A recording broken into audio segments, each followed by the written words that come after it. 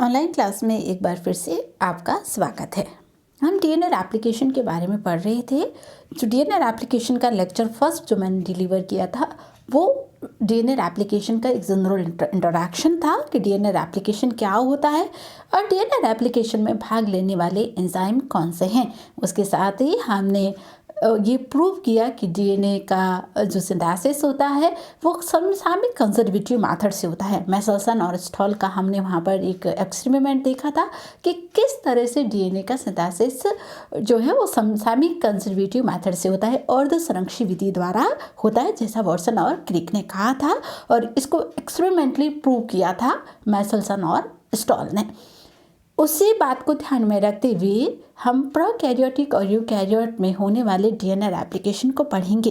वैसे तो दोनों में काफ़ी डिफरेंस रहता है, लेकिन चूंकि एक कॉमन प्रोसीजर हम यहाँ पर पढ़ने जाएंगे कि डीएनआर एप्लीकेशन सामान्य रूप से कैसे होता है, जो आपके कोर्स में है उसकी बात हम यहाँ पर डिटेल में करेंगे। डीएनआर एप्लीकेशन की प्रक्रिया कैसे होती है।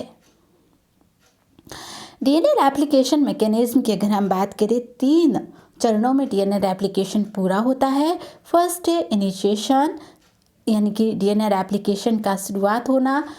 दूसरा है इलोंगेशन, यानी यहाँ पर जो न्यूक्लियोटाइड है उसका एडिशन होगा और डीएनए के जो पैरेंटल डीएनए है उसका कॉम्प्लीमेंट्री डॉटर डीएनए यहाँ पर बनेगा, यानी सिंगल स्ट्रैंड डीएनए से वापस यहाँ क्या बनेगा, डबल स्ट्रैंड डीएनए बनेगा। उसके बाद अंतिम प्रोसीजर होता है टर्मिनेशन। जब डीएनए एप्लीकेशन की घटना पूर्ण हो जाती है, सेल को जब सिग्नल मिल जाते हैं कि डीएनए एप्लीकेशन संपन्न हो चुका है, तो उस समय टर्मिनेशन होता है, डीएनए स्टॉप हो जाता है, न्यूली सिंथेसिस डीएनए जो है वो अलग हो जाता है। तो ये घटना बॉडी में सेल साइकिल, जैसे जैसे सेल साइकिल चलता है, एस फेज यानी सिंथेसिस फेज में ये घटनाक्रम होता रहता है डीएनए एप्लीकेशन का। शुरुआत करते हैं हम। इनिशिएशन की शुरुआत कैसे होती है, ये एप्लीकेशन की एक फर्स्ट स्टेज है। यहाँ पर डीएनए टेम्पलेट जो है, जो डीएनए होता है, ये जो डीएनए है, इस डीएनए पर कुछ ऐसे रीजन होते हैं, स्पेसिफिक रीजन मौजूद होते हैं जिन्हें ओरिजिन ऑफ रेप्लिकेशन कहा जाता है। ओराई, ORI, इनको हम ओराई कहते हैं, ओरिजिन ऑफ रेप्लिकेशन क्षेत्र। डीएनए में जहाँ जहाँ ओरिजिन ऑफ रेप्लिकेशन क्षेत्र मौजूद होते हैं वहाँ हमारा डीएनए रेप्लिकेशन हो सकता है और न्यू डीएनए बन सकता है। एक बात और यहाँ पर आप लोगों को ध्यान में रखने की ज़रूरत है कि प्रोकैरियोट में डीएनए साइटोप्लाज्म में फ्री पाया जाता है, सर्कल डीएनए होता है। लेकिन यूकैरियोट्स की अगर हम बात करें, यूकैरियोट्स में अगर हम देखते हैं तो न्यूक्लियस के अंदर डीएनए पैक्ड रहता है। यहाँ पर स्टोन प्रोटीन के साथ डीएनए क्या रहेगा, डीएनए की पैकेजिंग रहती है। लेकिन जब डीएनए रेप्लिकेशन के लिए जाता है तो ये अनपैक्ड हो जाता है, यानी स्टोन प्रोटीन, जब तक स्टोन प्रोटीन के साथ डीएनए पैक्ड रहेगा तब तक रेप्लिकेशन नहीं होगा। स्टोन प्रोटीन से ये अनपैक्ड होकर डीएनए आगे किसके लिए जाएगा, रेप्लिकेशन के लिए जाता है। तो यहाँ पर डीएनए जो है ओरिजिन ऑफ रेप्लिकेशन साइट मौजूद होती है, जिन्हें ओराई कहते हैं। ये रेप्लिकेशन विशेष प्रकार के रेप्लिकेशंस इनिशिएटर होते हैं जो इन साइट की पहचान करते हैं, इन साइट को आइडेंटिफाई करते हैं। इसके बाद क्या होता है कि डीएनए एप्लीकेशन जब शुरू होता है तो सबसे पहले, क्योंकि डीएनए एक डबल स्ट्रैंड फॉर्म में होता है, तो इस डबल स्ट्रैंड डीएनए को किस में कन्वर्ट करना होगा, सिंगल स्ट्रैंड डीएनए में। डबल स्ट्रैंड डीएनए को सिंगल स्ट्रैंड डीएनए में कन्वर्ट करने का काम जो है वो हेलिकेज एंजाइम द्वारा किया जाता है। तो कैसे ये घटना होता है मैं आप लोगों को समझा देती हूँ। ये डबल स्ट्रैंड डीएनए है, जब डीएनए रेप्लिकेशन के लिए जाता है तो डीएनए में अनबाउंडिंग होती है। आपको ध्यान से वो प्रोटीन पढ़ने हैं, जो एंजाइम पढ़ने हैं, जो मैंने पीछे आप लोगों को पढ़ा चुकी हूँ। अब डीएनए क्या होगा, धीरे धीरे डीएनए अनबाउंडिंग होगा। अनबाउंडिंग करने का काम हेलिकेज एंजाइम द्वारा किया जाएगा। हेलिकेज एंजाइम एटीपी की उपस्थिति में काम करता है। एटीपी से जब एडीपी बनती है तो क्या होगा, यहाँ पर किसका निर्माण, डबल स्ट्रैंड डीएनए किस में कन्वर्ट हो जाएगा, सिंगल स्ट्रैंड डीएनए में। क्योंकि हम सब लोग जानते हैं कि डीएनए के जो दोनों स्ट्रैंड ओपन हो रहे हैं, ये दोनों स्ट्रैंड एक दूसरे के कॉम्प्लीमेंट्री है। कॉम्प्लीमेंट्री हो जाने के कारण यहाँ पर एक एक्स्ट्रा टेंशन उत्पन्न होती है, यानी सिकुड़न उत्पन्न हो जाती है। ये डीएनए स्ट्रैंड आपस में हाइड्रोजन बॉन्डिंग बनाने की कोशिश करेंगे, क्योंकि जब डीएनए स्ट्रैंड हाइड्रोजन बॉन्डिंग बनाने की कोशिश करेंगे तो डीएनए रेप्लिकेशन नहीं होगा। तो इस टेंशन, जो डबल स्ट्रैंड डीएनए जब इस सिंगल स्ट्रैंड डीएनए में कन्वर्ट हुआ है तो जो टेंशन क्रिएट हो गई है उस टेंशन को कम करने का काम करेगा टोपोआइसोमरेज एंजाइम। कौन करेगा? टोपोआइसोमरेज एंजाइम यहाँ पर उस टेंशन को कम करने का काम करता है। तो डीएनए हेलिकेज डीएनए के अनबाउंडिंग करता है। टोपोआइसोमरेज इस डबल स्ट्रैंड डीएनए की जो टेंशन क्रिएट हुई है उसको क्या करेगा? कम करने का काम करेगा टोपोआइसोमरेज। यूकैरियोट्स में इस एंजाइम को टोपोआइसोमरेज कहा जाता है, प्रोकैरियोट में इसको गाइडेज एंजाइम कहते हैं।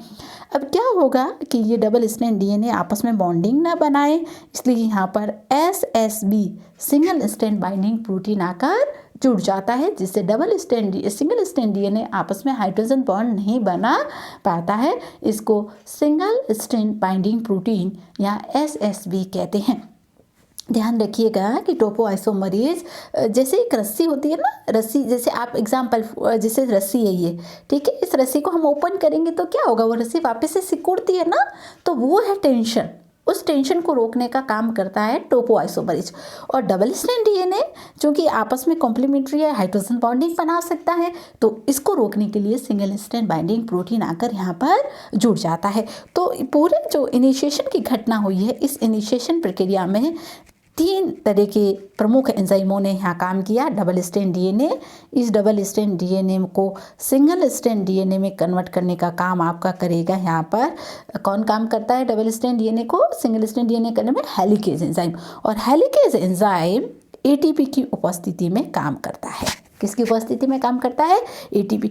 अब जो डबल स्ट्रैंड डीएनए, इसके अंदर जो टेंशन क्रिएट हो गई है उसको रोकने का काम यहाँ पर करेगा आपका टोपोआइसोमरेज एंजाइम, टोपोआइसोमरेज। और इसके बाद जो डबल स्ट्रैंड डीएनए यहाँ पर होगा, इसमें बॉन्डिंग को रोकने के लिए सिंगल स्ट्रैंड बाइंडिंग प्रोटीन यहाँ पर आकर जुड़ेगा। अब क्या हुआ है इनिशिएशन प्रक्रिया में? सबसे पहले ओरिजिन ऑफ रेप्लिकेशन रीजन की पहचान की गई है। फिर यहाँ पर जो आपका हेलिकेज एंजाइम आया है, डबल स्ट्रैंड डीएनए को किस में खोल दिया गया है? सिंगल स्ट्रैंड डीएनए में। अब सिंगल स्ट्रैंड डीएनए में जो टेंशन क्रिएट हो जाती है उसको रोकने का काम करता है टोपोआइसोमरेज। और हाइड्रोजन बॉन्डिंग ना हो 2 स्ट्रैंड के बीच में, इसको रोकने का काम करेगा single strand binding protein. DNA की ये पूरा घटनाक्रम क्या कहलाएगा? डीएनए का ये पूरा घटनाक्रम कहलाता है इनिशिएशन ऑफ रेप्लिकेशन। तो इस तरह से इनिशिएशन ऑफ रेप्लिकेशन यहाँ पर हो चुका है। इनिशिएशन ऑफ रेप्लिकेशन यहाँ हो चुका है। इस तरह से ये रीज़न है। सबसे पहले वी प्रोटीन आकर जुड़ेंगे जो initiation origin of replication site की पहचान करेंगे। फिर गाइडेज एंजाइम फिर यहाँ पर हेलिकेज एंजाइम आएगा, डबल स्ट्रैंड डीएनए को किस में कन्वर्ट करेगा? सिंगल स्ट्रैंड डीएनए में। डीएनए साइट की पहचान करने वाले, ओरिजिन ऑफ रेप्लिकेशन की पहचान करने वाले एंजाइम यहाँ पर हट जाते हैं और यहाँ पर हेलिकेज एंजाइम आकर जुड़ता है जो सिंगल स्ट्रैंड डीएनए का निर्माण करता है।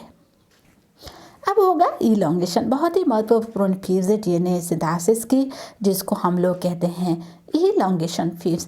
इलॉन्गेशन फेज में सबसे इंपॉर्टेंट काम करते हैं वो एंजाइम है पॉलीमरेज एंजाइम। इलॉन्गेशन की क्रिया को संपन्न करने वाला प्रमुख एंजाइम होता है पॉलीमरेज एंजाइम। ये कैसे काम करता है हम लोग इसको सीधे डायग्राम से समझते हैं। आप लोग इसको थ्योरी को पढ़ लेंगे, मैं डायग्राम से आपको अच्छे से समझा देती हूँ कि इलॉन्गेशन होता कैसे है। अब जो डीएनए है यहाँ पर जो डीएनए होगा वो इलॉन्गेशन जो होगा इसका यहाँ पर जो डायग्राम है, यहाँ पर हम मान लें कि ये 3 प्राइम रीजन है। लिखना ज़रूरी है एप्लीकेशन में रीजन, ये 5 प्राइम रीजन है यहाँ पर, और यहाँ पर ये 5 प्राइम और ये पर 3 प्राइम रीजन। ठीक है, इस तरह से ये रीजन यहाँ पर होगा।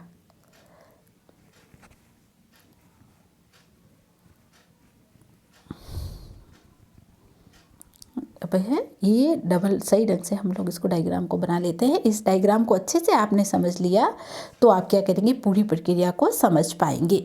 ये 3 प्राइम रीजन यहाँ मैं बना देती हूँ, ये 5 प्राइम रीजन बना देती हूँ। अब आपको मालूम है DNA बाई डायरेक्शनल होता है, तो इधर से 3 और 5 प्राइम है, जैसे 3 to 5 है एक स्टेप, 3 to 5 है तो दूसरा 5 to क्या होगा, 3 होगा।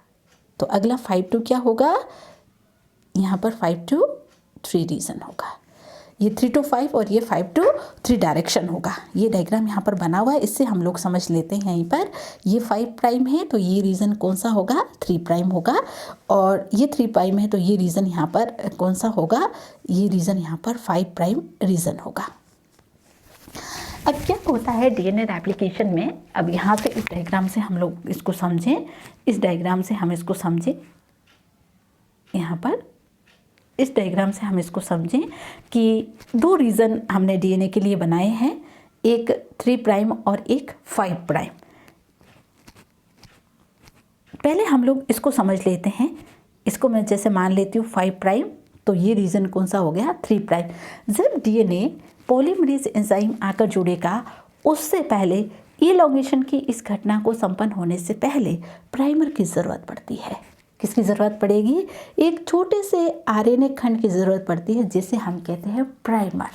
ध्यान ये रखना है हम लोगों को, यहाँ पर रेप्लिकेशन की जब प्रक्रिया सेल में होती है तो RNA प्राइमर काम में आता है। कौन सा प्राइमर काम में आता है, RNA। यहाँ पर DNA प्राइमर काम में नहीं आएगा, यहाँ पर RNA प्राइमर काम में आता है। अब आपके दिमाग में प्रश्न उठ रहा होगा कि DNA प्राइमर को हम काम में क्यों नहीं ले सकते।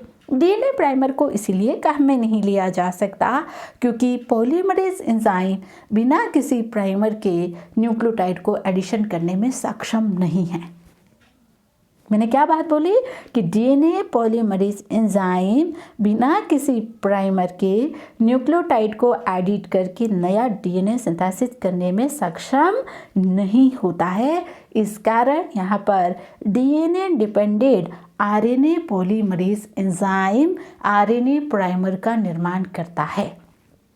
कौन निर्माण करता है RNA प्राइमर का, DNA dependent RNA polymerase enzyme RNA primer का निर्माण करता है। RNA प्राइमर 3 प्राइम रीजन पर आकर जुड़ता है। 3 प्राइम रीजन पर इसीलिए क्योंकि 3 प्राइम रीजन पर हाइड्रोक्सिल समूह पाया जाता है। हाइड्रोक्सिल समूह और फ्री हाइड्रोक्सिल समूह जो होता है वो फॉस्फेट समूह के साथ फॉस्फोडाइएस्टर बॉन्ड बनाता है। तो DNA जो रीड करेगा, यहाँ पर जो DNA की रीडिंग होगी वो 5 प्राइम टू 3 प्राइम होगी, लेकिन DNA यहाँ पर सिंथेसिस होगा वो 5 प्राइम टू 3 प्राइम होगा। DNA सिंथेसिस यहाँ पर क्या होगा, DNA की रीडिंग जो होगी वो 3 प्राइम टू 5 प्राइम यहाँ से ऐसी होगी। DNA की जो टेम्पलेट है उसका जो न्यूक्लियोटाइड का रीडिंग ऐसे होगा, ऐसे 3 prime to 5 prime. DNA synthesis हमेशा 5 प्राइम टू 3 प्राइम होगा, 5 prime to 3 prime DNA synthesis होगा यहाँ पर। तो यहाँ पर जो 3 प्राइम है, यहाँ पर ये प्राइमर आकर क्या हो जाता है, एडिट हो जाता है।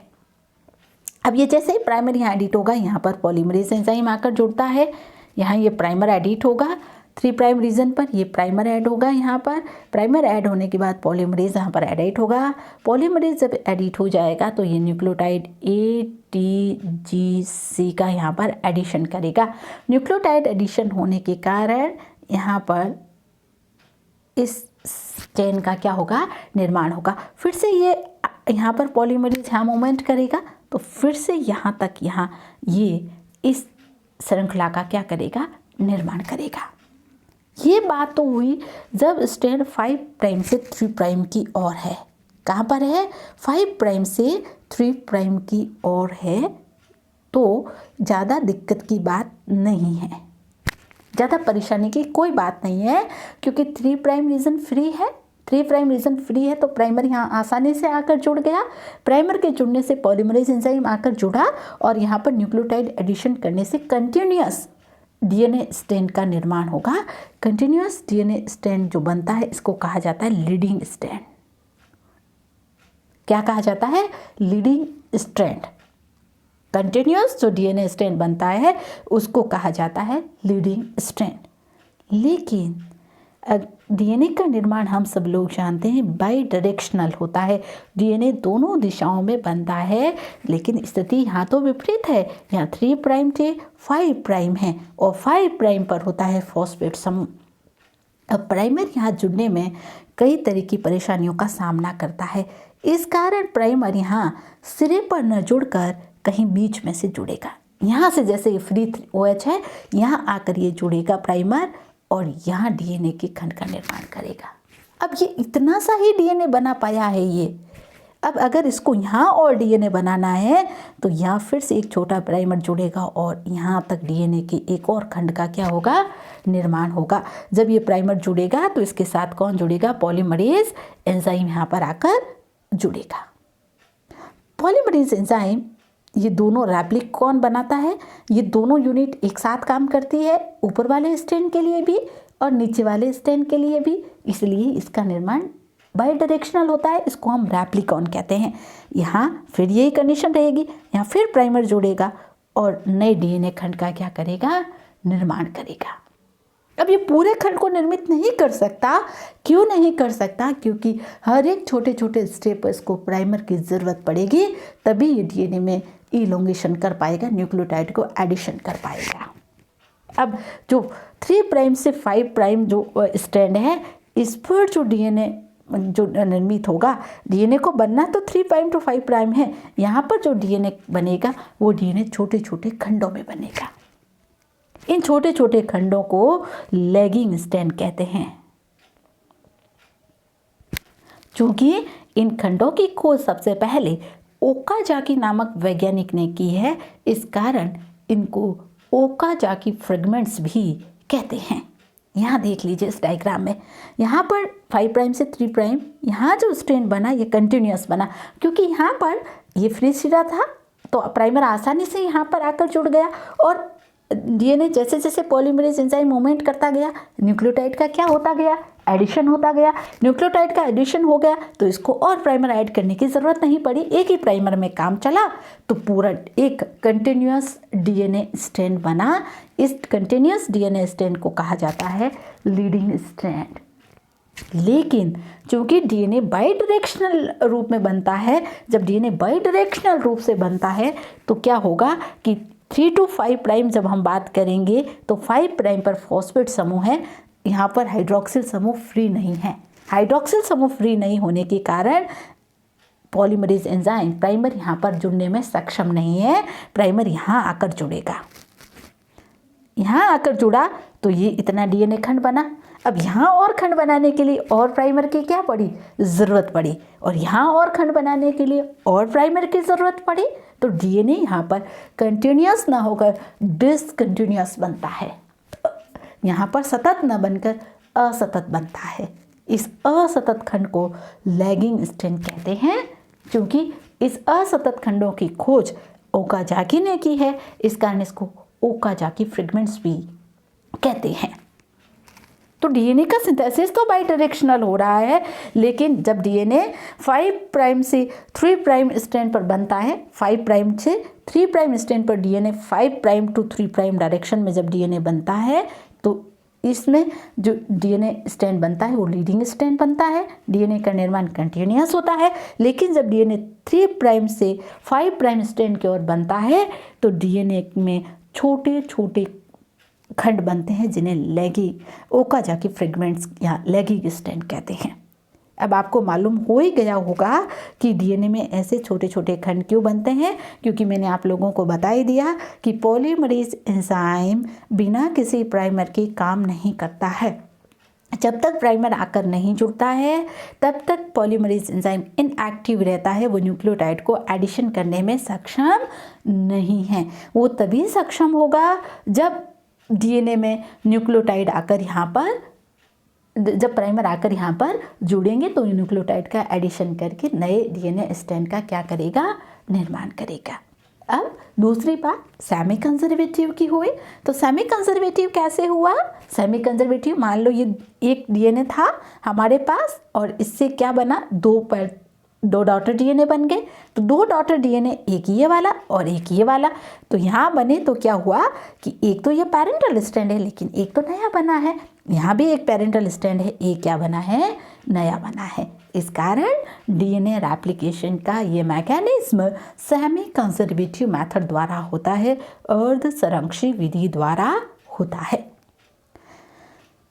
अब डीएनए के अब क्या होगा कि जो लैडिंग और लिगेंग स्ट्रैंड बनता है ये फ्रॉग कहलाता है। ये जो खुला ओपन पार्ट होता है डीएनए का ये क्या कहलाता है, फ्रॉग कहलाता है। आपको इस डायग्राम में क्लियर दिख रहा होगा, ये ग्रीन कलर के यहाँ पर मैंने प्राइमर बनाया है, क्योंकि जब डीएनए 5 प्राइम से 3 प्राइम डायरेक्शन वाले स्ट्रैंड पर डीएनए का निर्माण जब होगा तो 3 प्राइम पर OH समूह फ्री होने के कारण ये डाइफॉस्फोडाइस्टर बॉन्ड बना लेगा और एक ही प्राइमर की ज़रूरत होगी, डीएनए के लीडिंग स्ट्रैंड का निर्माण होगा। लेकिन जब डीएनए का निर्माण 3 प्राइम से 5 प्राइम वाले सिरे पर जब होगा, यहाँ स्ट्रैंड पर होगा, तो छोटे छोटे प्राइमर की क्या पड़ेगी, हर जगह प्राइमर की क्या पड़ेगी, ज़रूरत पड़ेगी। हर जगह प्राइमर की ज़रूरत पड़ने के कारण डीएनए का निर्माण कंटिन्यूअस विधि से नहीं हो पाता है। डीएनए या छोटे छोटे खंडों में बनता है जिसे ओकाजाकी फ्रेगमेंट्स कहते हैं, और डीएनए ये स्ट्रैंड जो है वो क्या कहलाता है, लैगिंग स्ट्रैंड कहलाता है। ऐसा क्यों हो रहा है, ऐसा हो रहा है पॉलीमरेज एंजाइम के कारण। पॉलीमरेज एंजाइम जो होगा वो बिना प्राइमर के काम नहीं करेगा। इस कारण डीएनए रेप्लिकेशन में जो प्राइमर काम में आता है उसको हम आरएनए प्राइमर कहते हैं। अब ये पूरा फ्रेगमेंट्स आपको मैंने बता ही दिया। यहाँ चूँकि टी का मतलब ये है, जी के साथ टी मिसबेस पेयरिंग भी हो सकती है, तो मिसबेस पेयरिंग को जब डीएनए टर्मिनेशन कंडीशन में जाएगा, फाइनली जब डीएनए सिंथेसिस हो जाएगा, तब मिसबेस पेयरिंग को और आरएनए प्राइमर को हटा दिया जाएगा। टर्मिनेशन एक महत्वपूर्ण घटना है। अब डीएनए क्या हो गया है, डीएनए का इलोंगेशन हो गया है, डीएनए यहाँ पर सिंथेसिस हो गया है, डीएनए स्ट्रैंड सिंगल स्ट्रैंड से डबल स्ट्रैंड डीएनए का निर्माण हो गया है। एक पेरेंटल डीएनए से 2 डॉटर डीएनए का निर्माण हो चुका है। लेकिन चूंकि यहाँ पर डीएनए जो बना है उसमें कई मिसबेस पेयरिंग है, साथ में आरएनए प्राइमर भी है, उसको भी हटाना है और मिसबेस पेयरिंग को भी करेक्ट करना है। तो टर्मिनेशन से पहले इन सब को करेक्ट किया जाएगा, इनको रिपेयरिंग की जाएगी। तो यहाँ पर एंजाइम काम आता है एक्सोन्यूक्लियस एंजाइम, जो आरएनए प्राइमर को सब जगह से रिमूव कर देगा। जहाँ जहाँ आरएनए प्राइमर है वहाँ से एक्सोन्यूक्लियस एंजाइम उसको क्या कर देगा, रिमूव कर देगा। फिर डीएनए पॉलीमरेज एंजाइम न्यूक्लियोटाइड का एडिशन करेगा और उस न्यूक्लियोटाइड का सिंथेसिस करेगा, गैप को क्या कर देगा, फिल करेगा, और लाइगेज एंजाइम जो होगा वो गैप को क्या कर देगा, सील कर देगा। इस तरह से यहाँ पर हमने क्या कहा, जैसे ये है, यहाँ डीएनए बना और यहाँ पे हमने देखा कि ये न्यूली सिंथेसिस डीएनए है, लेकिन यहाँ पर ये क्या है, प्राइमर है। यहाँ पर ये क्या है, प्राइमर है, ठीक है। और चूंकि इस स्ट्रैंड पर जो लैगिंग स्ट्रैंड बनता है, लीडिंग ना बनकर जो लैगिंग स्ट्रैंड बनता है, लैगिंग स्ट्रैंड में छोटे छोटे फ्रेगमेंट्स बनते हैं जिनको हम ओकाजाकी फ्रेगमेंट्स कहते हैं। हर एक फ्रेगमेंट्स को बनने के लिए हर एक जगह प्राइमर की क्या पड़ती है, ज़रूरत पड़ती है।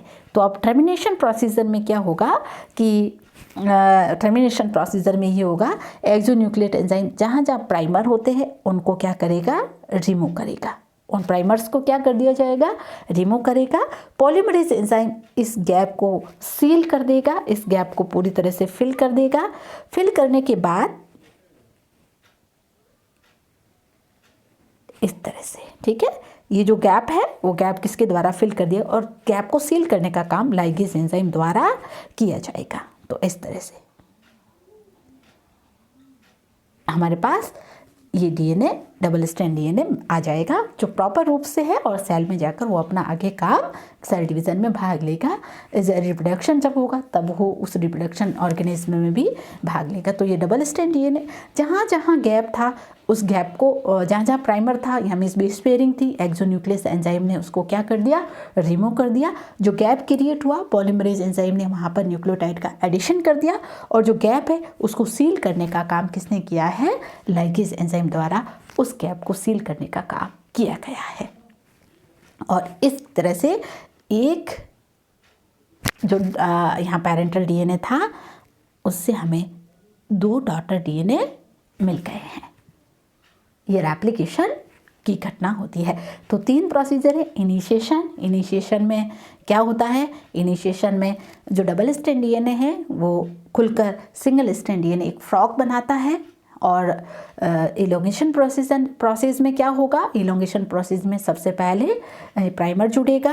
प्राइमर जुड़ने के आरएनए प्राइमर यहाँ काम आता है, जो DNA dependent RNA polymerase enzyme द्वारा बनाया जाता है। प्राइमर जुड़ने के बाद पॉलीमरेज एंजाइम वहाँ पर जुड़ेगा और न्यूक्लियोटाइड का एडिशन करते हुए बाई डायरेक्शनल डीएनए रेप्लिकेशन की घटना को संपन्न करेगा। टर्मिनेशन में क्या होगा कि जो आरएनए प्राइमर है एक्सोन्यूक्लियस एंजाइम उसको रिमूव करेगा। कहीं भी मिसबेस पेयरिंग है उसको रिमूव कर दिया जाएगा। उस मिसबेस पेयरिंग और आरएनए की जगह जो न्यूक्लियोटाइड है उसको एडिशन करने का काम कौन करेगा? पॉलीमरेज एंजाइम करेगा। और उसके कारण जो गैप क्रिएट हो गए हैं उसको सील करने का काम, उस गैप को सीलने का काम एकदम जो है वो कौन करता है? लाइगेज एंजाइम करता है। इस तरह से एक पेरेंटल डीएनए से हमें 2 डॉटर डीएनए प्राप्त हुए हैं। डीएनए हूबहू अपने जैसी नई प्रति का निर्माण करता है, इसे डीएनए रेप्लिकेशन कहते हैं। डीएनए रेप्लिकेशन में कई एंजाइम भाग लेते हैं, उनको आपको ध्यान में रखना है। और ये पूरी सामान्य प्रक्रिया है कैसे हुई है उसको भी आपको ध्यान में रखना है। प्रोकैरियोट और यूकैरियोट में कैसे भिन्न है हो सकता है उसमें अगली क्लास में आपको देखने को मिले, और इससे ऊपर आई हुए कॉम्पिटिशन एग्जाम में पूछे गए क्वेश्चन भी हम अगली क्लास में डिस्कस करेंगे। अच्छे से इस प्रोसेस को पढ़िए और समझिए। Thank you.